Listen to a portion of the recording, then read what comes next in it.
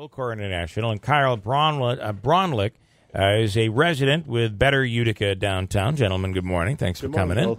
Morning, Bill. You guys are all you're against the hospital coming downtown, and I know for you, Sean, this is it'll take your building, right? Correct. Yeah. Yeah. So you're definitely against it. And Kyle, you're basically a resident, and sure. I'm a taxpayer within the city of Utica, but also don't want to see this downtown. Absolutely not. And just to tie in, thank you again for having us here this morning. But so Better Utica downtown, just to kind of tie in, I was listening when we were introduced. We're not no hospital downtown. Just to point that out. I mean, we're Different concerned with the growth of downtown Utica and the preservation of downtown Utica. Got it. Okay. So why not downtown? And I hate to say this to you because I can clearly see why you would not want a downtown. Your building goes. Will they help you find another building? Is there any conversation about that as of yet? What they'll pay for the building if they were to take it through eminent domain? So, Bill, thanks very much for having us in today. And it's great that you give us the opportunity to show the alternative side of what people have been talking about, demolishing buildings downtown that have built their livelihood and taking away the ability to build livelihood for other people. So why not downtown is because there's already growth happening in downtown Utica, and it's been happening for quite a while. Bag Square, Varick Street, Brewery District, the new Irish Culture Center, the Odd. Columbia Street, Lafayette Street grid is the perfect opportunity for businesses to grow now, to finish downtown. We have a vested interest there. There's a lot of other businesses that do, but we've talked to people on the street. They're not interested in Utica downtown. They're interested in a great hospital, and we know there's alternative sites, and that's where it needs to be. And let's let the businesses take downtown Utica and make it grow. Better Utica downtown is now going to be a catalyst for that. Yeah. We're going to take the time and energy. We're going to help people with their opportunities. We're having meetings. We have our Facebook page that we want people to join, Better Utica downtown. So, if I can, you guys want to be basically a conduit to bringing others in and improving those buildings. That is 100% correct. All right, that's absolutely interesting. And one of the things to tie into that, too, a hospital is not a catalyst for growth, right? And we are that catalyst for growth. We are that alternate solution to the problem downtown. So we had the architects in the other day, and they would disagree, and they've shown statistics, and they've shown locations where hospitals have been placed downtown. That still, let's say that it would help grow downtown, but it still doesn't take away the fact that you're a business owner who you have a business, and it's going to be taken away from you, and you believe that there are things happening to turn that area around. So maybe even if the hospital downtown would bring growth downtown, maybe because of people like you, maybe it shouldn't happen downtown. Anything can be a catalyst for some type of growth.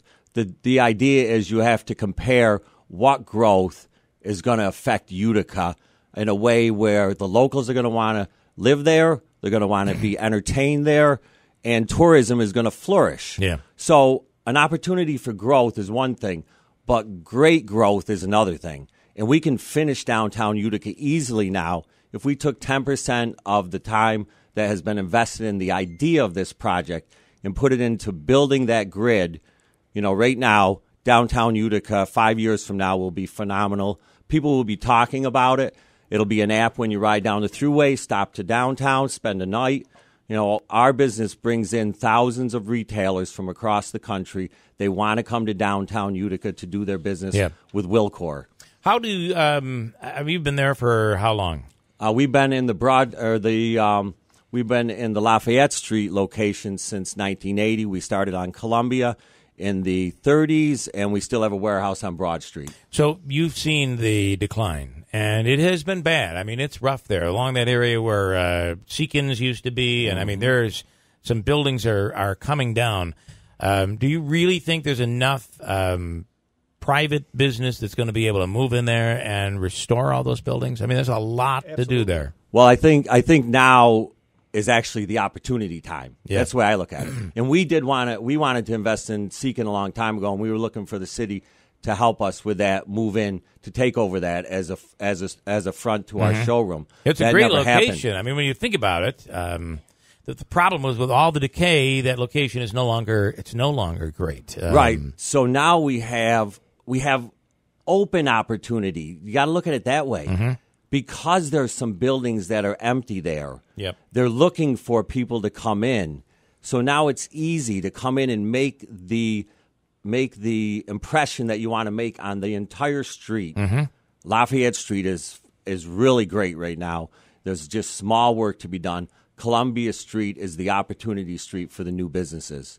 All right, your thoughts on that, Kyle? I mean, there are one of the examples I gave last week was if you if you were to eliminate working on that area, boy, you could now focus. So you don't have to worry about Columbia Street and Lafayette, that area. You could now work on Bleecker Street, which needs assistance. You could now work on West Utica. But when you say eliminate, I mean, you're talking in terms of wiping out an entire street, taking out buildings that are historic, right? That are not just from one time period, right? But I do want to tie back into a couple. But I want you to address what I'm asking, though. Sure. If you have 10 properties or 10 neighborhoods that need, let's just say, that need repair, and you take 2 of them away, so you now only have 8 to focus on.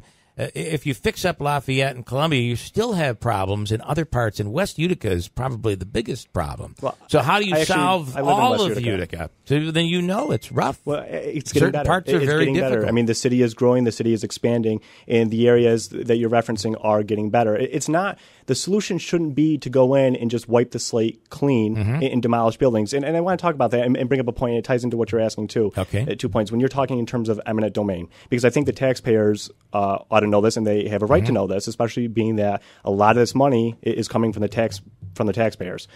With eminent domain, let's say someone's going to come in, the hospital on VHS or Edge or whomever is going to acquire the properties. They're going to come in and take Sean's building. They don't necessarily have to go by the lowest. They don't have to go by the highest. They have to go by the median. They have to go by the average between the two. They come in.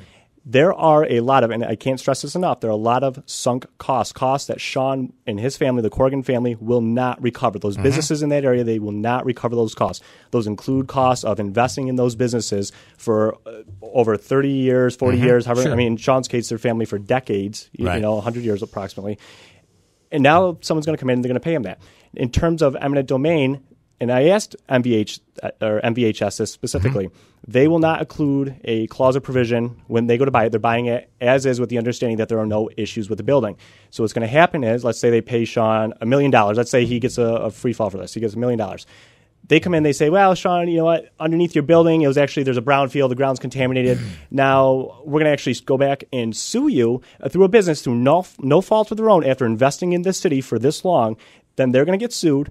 And let's say it costs $1.5 million. Who's going to pick up the $500,000? Right. The taxpayers are. And this is, that area is one of the oldest parts of the city, and that's what people really need to understand. And this doesn't affect just folks in downtown Utica. This affects folks all around Oneida County. We're coming from a city that cannot pave its roads. They cannot come up with enough money to pay its roads, and we have a parking garage that's in disrepair in that area. They own, when you talk about blight in that area, they own most of the buildings in that area, and I will at any day put up a privately owned business compared to a city-owned property down there. Which is the parking lot that is in disrepair? Well, if you go down, I believe it's Kennedy. It's on. They've got all the floor jacks on the first floor going up. Okay. But magically, so we can't pave our roads, we can't fix our parking garage right away, but we have 40 or so many millions of dollars at the taxpayer's expense to go pay for a parking garage.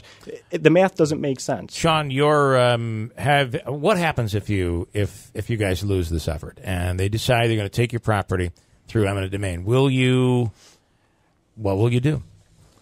Well, we will definitely explore any and all options to stay in Utica. If all options are taken away from us, we have no option. Then after 4 generations of building our business and, helping Utica grow, Wilco International's international showroom will no longer be in Utica. We will no longer have a presence in Utica. Yeah. We'll no longer put our energy into Utica. My dad, who's a catalyst for Utica, the St. Pat's Parade, and done just so many things for the community. He is the St. Patrick's Day Parade, by the way. He will not want to put energy in Utica anymore if this happens. This is crazy. And what you talked about, Bill, and those questions you asked about East Utica, West Utica, downtown. This is the perfect time for the politicians to say, listen, let's show the people of Utica that we want to help the businesses grow. Let's let the businesses in this area, which is a great area of downtown Utica, do what they need to do. East Utica is going to jump on board. West Utica is going to jump on board. It's going to happen. You can't be just for some and not for others. Yeah. You have to say Utica is great. Let's make Utica great. Let's build tourism. Let's let the locals see that, hey, it's good to live here. You know, we can spend our money in Utica. Build a tax base. So you want to help other businesses. If people want to move into Utica, how do they get in touch with you, and how would you help them? Okay. So Better Utica Downtown, okay, as a Facebook page. Please like it. Please share it. Please let us know that you want to get involved. At this point, I'm going to put out my personal email, Shawn, SHAWN, at Wilcor, WILCOR.net. Anyone that wants to become more active, you know, in this type of a project, please go ahead and send me an email. Okay, we'll create the path. We are looking at grants.